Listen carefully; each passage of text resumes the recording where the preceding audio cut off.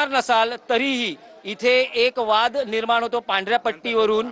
पांढऱ्या पट्टी नाही, आता तर मिटवायला घेतलेली आहे ही पांढरी पट्टी, पण तुम्ही कायदा सुव्यवस्थेची परिस्थिती किंवा अनुचित घटना होऊ नये यासाठी इथे आलेला आहात. तुम्ही काय आवाहन कराल?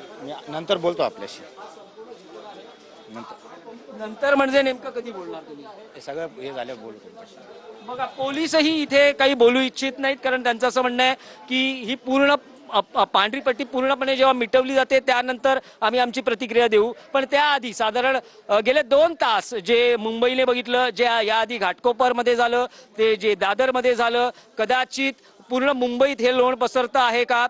पांढऱ्या पट्टीचा मुद्दा जैन धर्मियांचा असं म्हणणं आहे की त्यांचे धर्मगुरू यांच्याशी निगडीत हा विषय आहे, कारण या पांढऱ्या पट्टीवरून हे जैन धर्मगुरू चालतात. त्यांच्या चालण्याचा हा मार्ग आहे, जेणेकरून त्यांच्या पायाला चटके बसू नयेत, सूक्ष्म जीव त्यांच्या पायाखाली मरू नयेत, यासाठी ही पांढरी पट्टी आखण्यात आली. पण मनसेचं म्हणणं आहे की हा सांस्कृतिक दहशतवाद आहे आणि हा सांस्कृतिक दहशतवाद आम्ही मोडून काढतो आहोत. याआधी आम्ही घाटकोपरमध्ये तो मोडून काढला, आता दादरमध्ये आम्ही मोडून काढतो आहोत. आणि देशपांडे यांनी या दादरच्या वादात उडी घेतली आणि त्यांनी हे प्रकरण उघडकीस आणलं. जैन धर्मवासियांकडून नेमक्या काय आपल्याला त्रासाच्या वागणुकी मिळतात किंवा त्रास कसा होतो हे इकडच्या मराठी भाषिकांनी सांगितलं. त्यावर काही आपण जेव्हा विचारलं जैन धर्मगुरूंना किंवा जैन धर्मभगिनींना, तेव्हा एक खाली ठेवा द्या.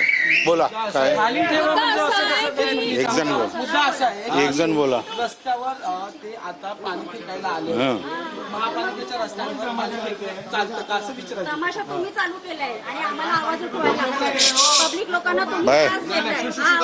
हो बाय, आवाज खाली, आवाज खाली, तुम्ही आवाज खाली. एवढं काय आवाज खाली, अरे बाई नको नको. आवाज खाली, आवाज खाली, आवाज खाली. अरे पण साहेब एक मिनिट या साहेब. तुझ्या धर्माचा सॉरी बाबा, हे नको नको.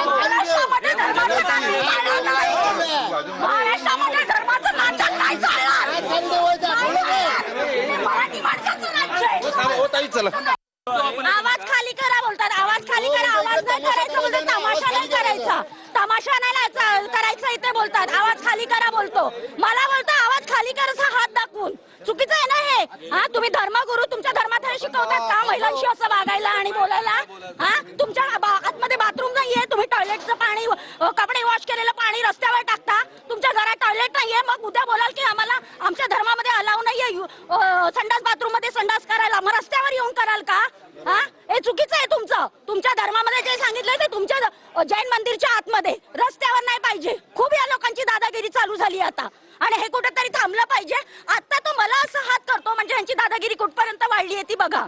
म्हणजे हे धर्माचाच वाद आहे ना तुमचा. इथे पार्किंगचा पण खूप इश्यू होतो. पार्किंग टर्नवर, ऐका, पार्किंग टर्नवर करतात आणि पार्किंग त्या बाजूला सुद्धा मुद्दामून ठेवतात. आता इकडचे बरेचसे ओल्ड एजेड माणसं इथून जाणार ना, तिथे टर्नवर ते लोक पार्किंग करतात. कितीतरी बायका तिथे टर्नवर पडलेल्या, का म्हणून मुद्दामून तुम्ही पार्किंग करता? काढा. कबूतरखान्याबाबतीत महापालिका प्रशासनानं काही निर्णायक पावलं उचलली. आता या धार्मिक पट्टी, जी पांढरी पट्टी आहे, तिला एक धार्मिक रंग दिला गेला आणि त्यावरून वाद निर्माण झाल्यानंतर महापालिका प्रशासन अशा पांढऱ्या पट्टीविषयी काही आपलं धोरण जाहीर करते का हेही पाहणं महत्वाचं असणार आहे. पण संदीप देशपांडे या पूर्ण कामावर लक्ष ठेवून आहेत की ही पांढरी पट्टी पूर्णपणे मिटवली जाते आहे का. जोपर्यंत ही पूर्णपणे मिटवली जात नाही तोपर्यंत कदाचित ते या घटनास्थळावरून हटणार नाहीत. संदीपजी, पूर्ण पट्टी हटवेपर्यंत इथून जाणार नाही? निश्चित कुठल्याही प्रकारचा सांस्कृतिक दहशतवाद आम्ही खपवून घेणार नाही. मुळात असं आहे की पांढऱ्या पट्ट्या आम्ही अगोदर 2 वर्ष मारल्या म्हणजे त्या बरोबर आहेत, असा जर कोणाचा समज असेल तर तो गैरसमज आम्हाला दूर करावा लागेल.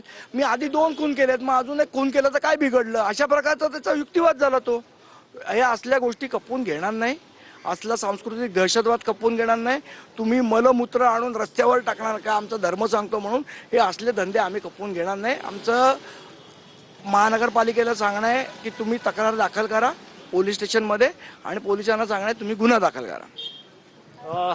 अजूनही तीच मागणी आहे आणि त्या मागणीवर ठाम ठोस आहेत की नुकसान भरपाई वसूल करा आणि या पांढरी